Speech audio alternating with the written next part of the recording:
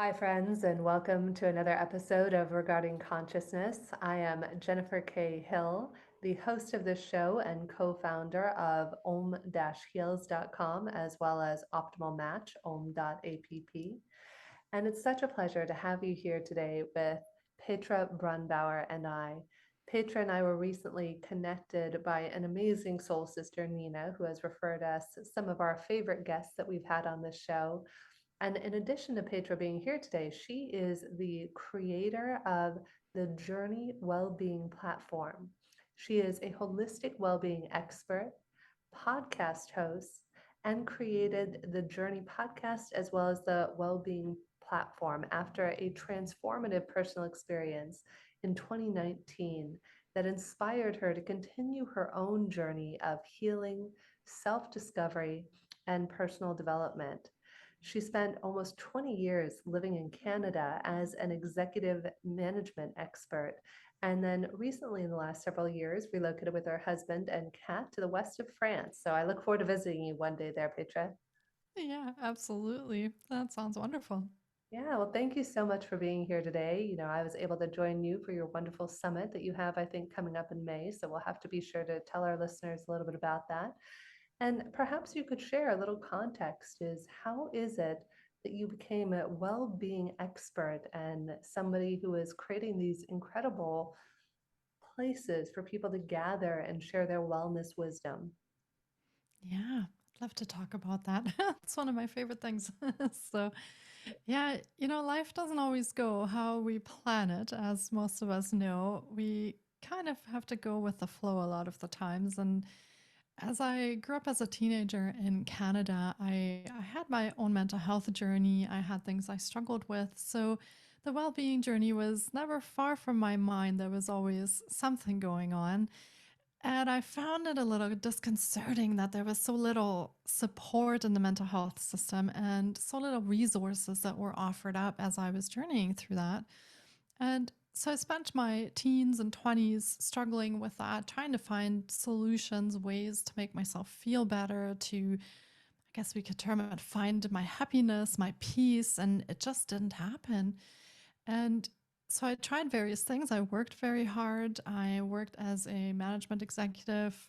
I thought if I kept myself really busy, then I could maybe forget about all of those things. If I just kept going and kept doing things and learning new things, then I wouldn't have to deal with what was going on inside me. So this journey inevitably had to come to a halt, and that's what it did in 2018 after we relocated to France. I had a very tough year. I lost several family members that year, some very close friends. And at the end of that year, I had completely lost my motivation, my direction, my connection to myself.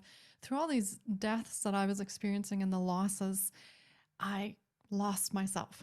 That's plain and simple what happened. I lost myself. And it made me think back to the time I had had as a teenager where I was struggling with mental health, where I was struggling with direction, motivation, kind of wondering, why are we here? What are we doing here? What's our purpose here? And I thought back to that. And I realized at the end of 2018 that something really had to change. I would have to make big changes in my life. I would have to go inside of me to see what was happening. And if I wanted to move forward and I wanted to heal, there was a lot of work to be done. So that's what I started off at the beginning of 2019. And I decided that a well being platform would probably be the best way to go, where I could share resources, I could learn from others, start the podcast, have amazing guests like yourself, and also write on the blog about the topics that were important to me in holistic well being, in mental health, sort of bringing it all together and hoping that one day I would also take all the stuff that I had learned over the past 25 years and put it into a program to help people. So that was the aspiration when I started in 2019. And I did a lot of educating, certifying, working on myself, spent years and years kind of understanding what was happening and learning from other people also in their journeys. And so that's what brought us here today is all of that started in 2019 and came together on this path called the Jōrni. Yeah. Mm. It is incredible and so apropos the way you named it, the journey.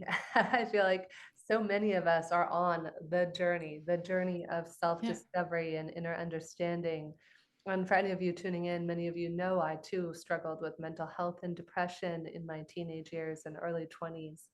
And, I think that the amazing thing, Petra, is that people like you and all of the wonderful people we've had on the show are now making it accessible to better understand our consciousness. What is our consciousness? Are we our consciousness? Is our mind our consciousness? And how does our purpose and our well being tie into this idea that we call consciousness? Talk to us a little bit about our well being journey and how it is that we can utilize our consciousness in an empowered way to better direct this conscious journey that we're all on. Yeah. And my personal experience, what I've found over the past few years is that if we just live life and we sort of float along and we do our day to day things like so many of us do, and we're not even aware that that's happening, we lose the ability to make choices about what we want to experience in life and how we want to live that. And what's very often seems to happen after that is exactly what you and I experienced. We lose touch with ourselves. We become unhappy, disconnected. We experience mental health struggles, maybe also. And to me, that was the experience that I had after not consciously making the choice on how to live my life. Mm, I lost that connection. And so for me, being conscious is also understanding what my purpose is, discovering that purpose, fostering that purpose, supporting that purpose, and really living every day in that purpose so that I can further what I would like to do in this lifetime. And in connection with that, I touch base with so many other people. They touch my lives, I touch their lives. So it becomes this really big community of people who are supporting each other, who are each in their own way working on their own purpose, but we're also working on a greater purpose together and fostering healing for ourselves, for the planet, and bringing all that together and consciously living our purpose. And I think if we don't do that, we can experience a lot of problems and then we wonder why we have those problems. And I think it goes back to that. mm. What I'm hearing you say, Petra, is that we go through what we call, or what I call at least, reactive versus proactive living. I think so many of us, when we begin our journey early on, right, is we are reacting to circumstances, to people, to emotions, or we are numbing ourselves to them, as so many of us often do. No wrong here. It's just an observation of how we Yeah. cope with the pains that life sometimes offers us as a gift. It's funny. I digress for one moment because one of my favorite songs is a song by Andy Grammer, I believe it is, called I Wish You Pain. And it's such an interesting title. And I heard that he wrote the song for one of his children, saying, I wish you pain. I wish that people break their promises to you.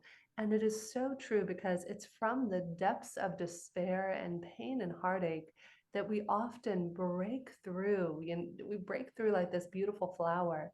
And that is what proactive living in is, that breakthrough is to understand, yes, pain is going to be there, though rather than reacting to it, running away, numbing ourselves, becoming fearful or shutting down the nature of our true essence as a human being, that instead we relish the pain, we embrace the pain, we dance with the pain, and we proactively teach and train ourselves with tools so that when the pain does arise, that we have the capacity to choose how we want to interact with this rather than being at the effect of it. Yeah. Yeah, absolutely.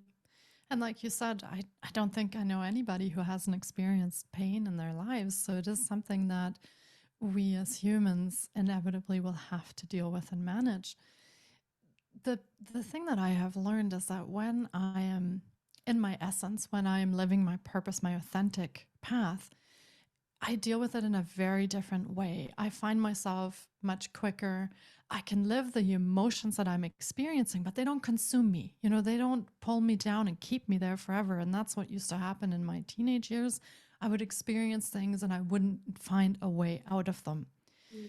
And so that makes it very difficult to live, makes it very difficult to work or have relationships with others when you're constantly in this deep, dark hole and you don't know how to get out of it. When you're living your authentic path, when you're consciously choosing this to follow your purpose, you can recenter much quicker. You find yourself much quicker because you know at the core who you are and why you're here and what you're doing. You usually have a very big why when you find your purpose. And that helps you heal from things quicker. It helps you process things quicker. And I think that's sort of what we lose when we lose ourselves, when everyday life happens and we lose that connection to ourselves. We also lose that ability to heal and to experience those things consciously and then heal from that. Mm. Yeah, and it reminds me of my dear friend and mentor, co-facilitator, Arthur Samuel Joseph, who has been teaching for 6 decades to world famous thought leaders. We had him on the show a few weeks ago about being in our deeper listening. I think that's how we really can discern what is our purpose, is we need to clear out the noise. You know what? There is so much noise from social media to television to life and things happening as human beings, not good or bad, merely an observation. And when we're able to tune down the noise and tune in to the deeper purpose, what is Petra's purpose? What is Jennifer's purpose? What is your purpose who's tuning in and listening right now? It's from this different angle that we are able to be able to walk the purpose that we're meant to walk, and that we become, I think the word we're looking for here is more resilient in the face of whatever challenges or pain we might experience. And on that note, Petra, I would love to hear from you. What are some ways that we can discern our purpose? What do you recommend to everyone out there tuning in? Yeah. So I'll kind of walk through some of the things that I have tried that aren't that are part of my program, but also things that you can try just like that. And one of the things that I love doing is ask myself, what brings me joy? Mm. Usually, our purpose is connected to our joy. It's connected to our spark, our essence. And when we follow our purpose, we feel good. So if we ask ourselves, what brings us joy throughout the day? There's usually at least one or two things that pop up that somebody could maybe find in their day that they're liking or that they have liked. Maybe they've gotten so busy that they forgot to do those things. But I bet you at some point those things were present in their lives and they remember that joy. So if you go back and you journal and you think about what brings you joy or what brought you joy, you can find a little hint usually as to where that path is going to go. And these could be hobbies, but they could also be more profound things. If you want to follow a path of healing, for example, and energy work and things like that, you might find that working with people brings you a lot of joy, or healing people brings you a lot of joy, or connecting with that deeper energy brings you joy. But you won't find any of that if you're busy running around and you're busy being busy. That's usually how it goes. We make really big to-do lists and we tick things off, but we're not actually doing anything. And so when you listen to yourself and you listen to where your joy is, I think that's one part where you could plug in and could find the starting point of your purpose and your journey. It won't be instantaneous. And some people have told me that I don't remember anything that made me happy. So that happens sometimes if we spend a long time compromising or we spend a long time sort of stuffing all that down and not really listening to it. Sometimes we forget. But once you consciously redirect your energy to that and you put some time into discovering what brought you joy, there are things that will come up that you remember that used to bring you joy. So I think that's a really good point to start. And then do more of those things. When you find something that brings you joy, do more of those things because that will nourish you, that will recharge you. When I do the things that bring me joy, I feel like a different person after. I don't feel like it's work or chores. It's something that really refuels me. So especially if you're very busy or you have a family to take care of, if you have several children, for example, So important for you to find that joy and nourish yourself, because you just cannot give from an empty cup. If you're not connected, if you're not recharged, you're going to have a very, very hard time being that sparkling self to anyone else that's present. So that's one way I would suggest. And the other way is reflecting on your past. And so sometimes, as I said, that happens, that people don't really remember what brings them joy. They they said, well, I used to like this or I used to like that. So maybe plug into that, pull some things from your childhood if you have to. Go all the way back to your childhood if there were things that you really loved doing, and try them. Take some classes, meet some new people online, learn a new language, try some new skills. And I bet you that you will find something where you walk away at the end of the day and you go, oh, that actually felt pretty good doing that today. And when you find that, again, plug into that, hang on to that feeling that nourished you and that brought you that joy. I'm a big believer in the fact, like I said, that when you find your purpose, you also have joy in your life, you have alignment, peace. So when you can locate these experiences and these emotions in your life, you can harness those and start working towards your path. And sometimes that will require some changes. Jennifer, sometimes the life that we're living isn't really aligned with the life that we want to live. And that's okay too. And it's okay to start making those changes and then move towards what brings you joy and where you feel more aligned. That's all right. And you can change your mind. If in a couple of years you find that your purpose no longer serves you and you want to do something different, that's all right too. It's important, as you said, that you're listening in and that you're really listening to yourself and what you think that purpose is and what makes you feel good. So. It's so powerful. You're reminding me of another guest we recently had on, a dear friend of mine and famous thought leader, Jocelyn Herman Saccio, has a program called The Art of Being Unmessable With. And I had the honor of joining her for a class the other day, and she talked in the course of what are our dreams? And the bigger question is, what dreams did we inherit from our parents, from society, from our friends, from whomever it might be? And until we can actually pull apart what dreams are ours that we created versus what dreams or what things bring us joy, even the things that we think bring us joy, it might be because we were mirroring other people who we admired. I know for me, when I was very young, I had a certain set of friends and I didn't have any strong sense of self. So I was looking at who to date based on who my friends like to date, what to do with my life based on what they recommended.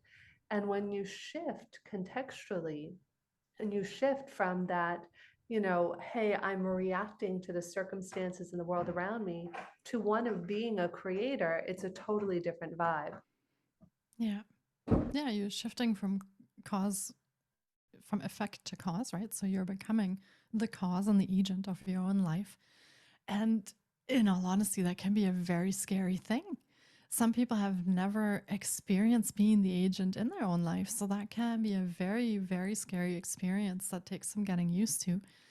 But I really, truly believe that the more you flex that muscle and the more you utilize your power to choose and your power to be the cause, it does become easier and easier. And like you always keep telling me, you're going to find that there's all these miracles happening throughout the day when you start exercising that conscious power to choose and that conscious power to follow your path. I think you're going to find that things in life really shift and they change because you're the cause now and you're instigating and manifesting those things. Yeah, it's the difference, as Joss was saying the other night, between being a get stuff done person and managing things to being the creator. It's a totally different energy where you're managing things versus being the one who creates and does things. Yeah. Yeah, absolutely. And I Beautiful. think it can make a big difference in how you feel and how you show up, right? Like so often when we don't live consciously in purpose, we're experiencing all sorts of health challenges, maybe even physical health challenges. People who live with a lot of chronic stress, they tend to have maybe chronic pain or high blood pressure, irritated anger, frustration. There are a lot of negative things that are connected when we don't feel happy and we don't feel aligned. So moving into purpose and actually aligning with what we want to do can be a huge change in how we feel physically, mentally, emotionally. It can bring this whole transformation into life. And it doesn't always become apparent until you look back from that point and you go, wow, I didn't realize how unhappy I was, or I didn't realize how ill I was, or how unwell I felt. So there's also that side when you shift Yeah. into that. It's so beautiful. There's another wonderful woman I get to facilitate courses with named Dr. Maria Sagi. And she was telling me from a standpoint of healing the body, by the time something shows up on your blood work, your body has been unwell informationally, like it's been getting the misinformation that is misaligning your body for quite some time. By the time it's like phase 3, when it actually shows up on your blood work. And I think that what that tells us is that we have this natural wisdom for what connects us to our consciousness, to our mental health, our physical health, our general vitality and well being. And I think that the more we can tune in and tune out the noise, the greater our capacity to live our purpose and our best life. And so, Petra, tell our listeners what is one takeaway, one thing that you would love everybody who tuned into today's episode to walk away with? Yeah, I think it's a very simple thing, but so profound. And that is to really do one thing every day that brings you joy. So, whatever that thing is, you want to go eat an ice cream, you want to drive your car because you love being in the car, you want to listen to your favorite song, you want to draw a picture. It doesn't matter, however childish, unreasonable, whatever, if it makes you happy, do that one thing. Take that time every day and do that for yourself, because that will start building that muscle that you need to start becoming the creator in your life and start causing things rather than just reacting to them. So I would advise anybody who's listening to really start utilizing that power that you have and start working on that every day. Do one thing that brings you joy. I love that. For me, it's dancing. I never knew this until like I remember being humiliated one time when I was very young Mm. for dancing awkwardly. I was at probably a middle school dance. And so then I think I became a cheerleader and something happened and they're like, oh, you're the weakest link. And so all these things compounded had me go, oh, I'm not a good dancer. I shouldn't dance. And it was only in my late 30s and doing a lot of personal development and inner child work that I realized I love to dance. My favorite pastime is dancing. I dance every single day. And you know what I do? I put an alarm on my phone that's one of my favorite dance songs. So even if I forgot to dance, an alarm goes off and it reminds me to dance. So I encourage you, figure out what your dancing is. Is it walking? Is it, playing with animals or going to your favorite park, whatever that is? Ask yourself, what brings me joy today? What a great, great piece of feedback, Petra. And I do want to take it back as well to the summit that you have coming up. I believe it starts in May, correct? Yes, it goes from May 8th to the 21st. So for 2 weeks in May, we'll all be coming together and talking about holistic well being. So, and as you know, you're a part of the summit as well. And I loved our interview, so I can't wait for that to air. So, yeah, we'll be for 14 days. We'll be talking about how you can elevate your mind, body, spirit, and how you can achieve health, happiness through holistic well being and really make the optimal life that you've been looking for. And we have lots of amazing speakers who have tips, tricks, techniques, advice, who are talking about their own stories. So I think the summit is going to be very impactful and it's going to offer a lot of value to our viewers. If they like the idea of holistic well-being, it's definitely something they can check out. And every day we'll have 2 to 3 speakers, and on that day the interviews will be free. So if you tune in on the day that they're live, then you can watch at no charge at all. So yeah. Wonderful. Where do people go to find out? So we are putting together the information at the moment, and you'll see that pop up as soon as we have everything ready, but it will be at thejornisummits.com, and I can give you the link for that as well, and also at holisticwellbeingsummit.org. So those will be the 2 locations that you can find the summit. Wonderful. And the Jōrni is spelled Jōrni, correct? Correct. Yeah. And there's a the in front of it. So it's thejorneysummits.com. Yeah. Wonderful, Petra. Well, thank you so much. Petra has been here with us today on Regarding Consciousness. We are always so grateful to have your listening, to join us whenever and wherever you're tuning in from. For any of you who love to binge watch or listen to things, just a little heads up, all of the episodes that you find on Apple, iTunes, or Amazon Music can be found in advance of the episode airing on my YouTube channel, Jennifer K as in kite Hill, Jennifer K Hill, Hill. Jennifer K Hill is the YouTube channel, and you can find there all the wonderful videos of our guests as well. So we invite you to subscribe, check it out, and get pre-access before they go live to all of these wonderful interviews that we do. So thank you for tuning in, thank you for listening, and wishing everybody access to deeper joy in every area of your life. Thank you.